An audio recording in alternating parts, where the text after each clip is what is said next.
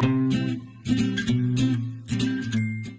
welcome back to my channel. My last Cat Tries to Bake video, which was when I tried to bake a custom birthday cake for my brother Alex, was shot in a super casual format and people seem to respond well to it, so I'm doing another one of those. I actually wasn't even planning on filming a vlog today. I just sort of got ahead on all my tasks and felt like trying to make macarons and documenting it. I have actually tried to make macarons before, but the first time they weren't very pretty, and then the second time it was actually so humid out that my macaron shells couldn't form feet. But today feels like a good day to try again. I'm gonna be using Tasty's macaron recipe. I will put the link to that in the description of this video, so if you want to try it at home, make sure you check it out. Okay, let's get started. So I have my food processor out because the first thing we're gonna do is blend together a bunch of the dry ingredients that we're gonna need for our macaron shells. Got 1 3/4 cup of powdered sugar, 1 cup of almond flour, and a ½ teaspoon of salt. So right now I'm going to blend this on low until it's super fine. If I can get this lid on. Ah, there we go. Nope. Yoo-hoo! There we go. So the next step is to sift it into a large bowl. I'm down here now. So I just finished sifting. It took a little while and some elbow grease, and I actually had to transfer that to another bowl because I realized this is sort of the biggest bowl that I have and I need it now for something else. So right now I've set those dry ingredients aside and we are gonna work on our egg whites. I have my eggs at room temperature. Here's a tip: if you take your eggs out of the fridge and you need them room temperature as quickly as possible, just let them sit in a bowl of slightly warm water for a couple minutes and then they'll be room temperature pretty fast. So we're gonna crack, and then a scoop. There we go. And then just pour it in, and then move on to the next one. Ooh, almost broke that one. I'm gonna throw these shells in the compost and thoroughly wash my hands. I usually try to find recipes for things that use the whole egg instead of just parts of eggs like this, but with macarons, you have to use just egg whites. What I like to do is save the egg yolks, and I found this really simple custard recipe that I'll just use these egg yolks for later. And I'll link that custard recipe in the description of this video as well if you want to check it out. Here we go. I'm gonna dump these egg whites in, and then I have another ½ teaspoon of salt that I'm gonna put in. And I'm just gonna beat it with a hand mixer until soft peaks form. Alright, so I just finished beating my egg whites. They're supposed to be soft peaks, which is like past foamy, and like when you pick up the whisk or whatever you're using to mix it, the egg whites should sort of peak but curve over a little. I might have beaten them a little too much, like they might be a little more on the stiff side. I think that's okay. Right now I'm gonna add a ¼ cup of granulated sugar as I continue beating. And I'm gonna keep beating this mixture until stiff peaks form. As in, if I flip this bowl over my head, the egg whites will actually stay in place and not make a huge mess on my head. Okay, so I've really whipped the heck out of this now super beautiful egg white meringue, I guess. Now let's try the test.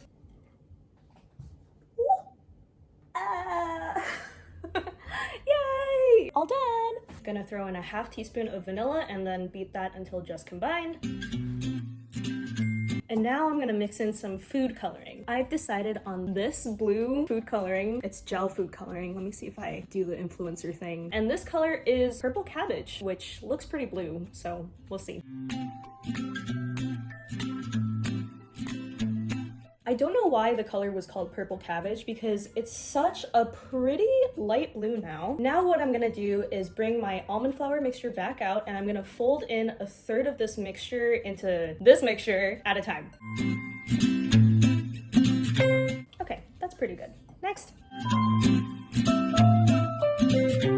I'm really happy with how my batter's turning out. The color is so pretty, and now I'm just gonna keep folding until I can pick the spatula up and make a full figure 8 with the batter.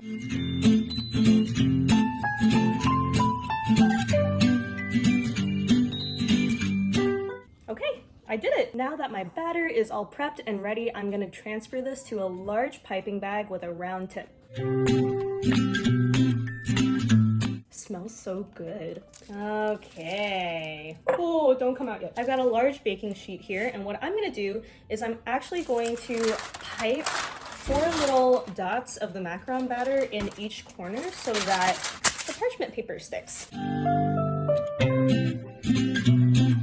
Okay, So now I have to pipe 3 centimeter macarons that are at least 2 centimeters apart. I'll just do my best. I'm just like counting to 3 and then letting go.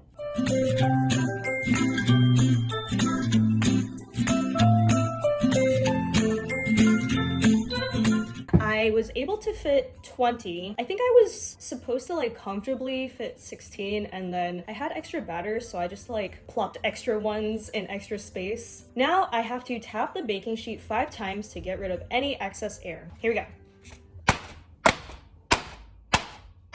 I see some air bubbles still, but I don't want to knock too much air out of them, so I'll just leave them be. These macaron shells are going to sit for 30 minutes to an hour until they are dry to the touch on the top. I have a movie to get to later, so I feel like I'm gonna err on the half-hour side rather than the hour side, but we'll see how they are. See you in a bit. Later. All right, so a little over 30 minutes have passed. I did some cleaning, and now I am going to try and touch one of these shells. Oh, dry. That's pretty cool. Let me try this one. Also dry. Since the oven just finished preheating to 350, I'm gonna pop these in for 17 minutes.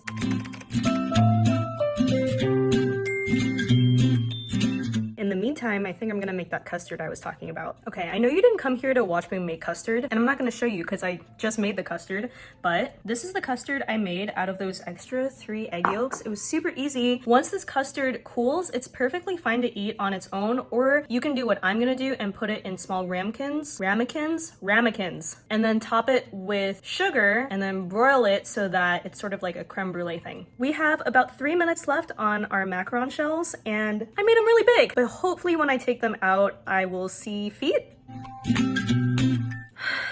So I'm a little sad they don't have feet. I wonder if it's because I piped them too big. Maybe I didn't let them sit out long enough. Like instead of letting them sit for closer to 30 minutes, I should have let them sit for closer to an hour. And the recipe says to take them out once the feet are well risen and once the macaron shells are easy to take off the parchment paper. I don't think we're gonna see any feet this time, unfortunately, but they were a little hard to take off the parchment paper, so I am baking them for another 3 minutes. Not sure if that's actually gonna make a difference, but oh well. Okay, I took my macarons out. They are kind of sticky. I can't tell if it's hard to take them off the parchment paper because they're too hot or because they're just kind of sticky, but I also don't want to bake them longer because I don't want to over bake them. Please, if you have macaron advice, comment below because I have no idea. I think I'm just gonna let them cool and I'll come back to them later because I have to leave. Day 2. Welcome to day 2 of my macaron journey. I didn't have time to make the filling last night and it was really late when I got home, so I just put my macaron shells in this airtight container. These are my macaron shells.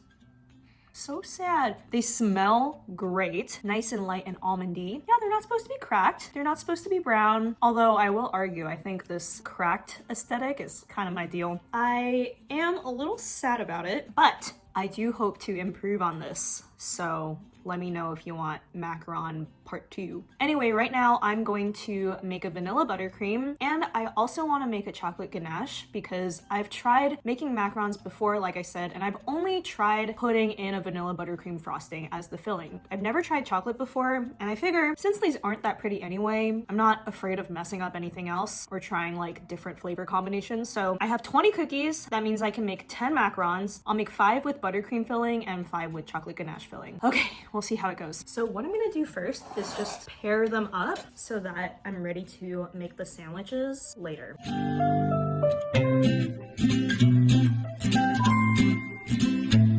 Right now I'm gonna make my vanilla buttercream. I'm only gonna make enough to fill 5 cookies. Sandwiches, I mean, like macaron sandwiches. So I'm just gonna try doing like a stick and a half of butter worth of buttercream, and we'll see if that's enough.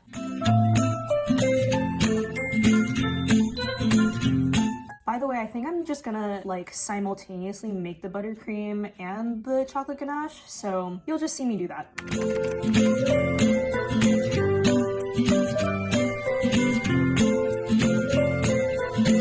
Alrighty, so I just finished making my buttercream and I also made my ganache, but it needs to sit in the fridge for 15 to 20 minutes first so that it can thicken up and become pipeable. So I guess in the meantime, I will just go ahead and fill my macarons that I want to fill with buttercream. Okay, so I am going to try my large reusable piping bag with a round tip. And I'll just put some buttercream in. I've also dyed the buttercream like the same shade of blue as my macarons because I feel like a lot of times the color of the cookie and the filling are actually the same. So I guess I'm just gonna take one and then I'm not sure how much to fill it. Then I'll press. Oh, yay! Yes, I know my cookies are really flat, but isn't this like kind of cute? Kind of the right idea? Let's do the rest. At this point, I kind of just want to be done with making them so I can start on the eating them. They're all like a little lopsided. Okay, y'all. Now I am going to pipe. It's been a journey, guys. Just snip, snap. Ooh, ooh, ooh, look at that. Hey, little guy. My macarons are all done. I guess I'll try them now. Let's try this one. This is the vanilla buttercream. Excuse me. I think the flavor of the macaron is really good, but it's a little too chewy. And save that for David. Let's try this chocolate ganache one. I like that it's so big that I'm eating it with two hands. That's nice. I really like this combination. So I do want to make macarons again, but I feel like instead of just reading the instructions on the recipe, I actually need to go and research some tips and tricks because I feel like there are little things that you could not do as carefully or mess up along the way that can really affect how your macaron turns out. If you have experience making macarons, please comment down below. Give me all the tips and tricks that you can. I definitely will be doing some more research on my own, and who knows, maybe I will make a macaron video part 2. This is Kat Tries to Bake, so I was not expecting to get all of my bakes right for all of my videos, and this was definitely a learning experience. That's it for today's video. Thank you so much for watching. Like, subscribe, share, follow me on my Instagram and my TikTok, and I'll see you next time. Bye!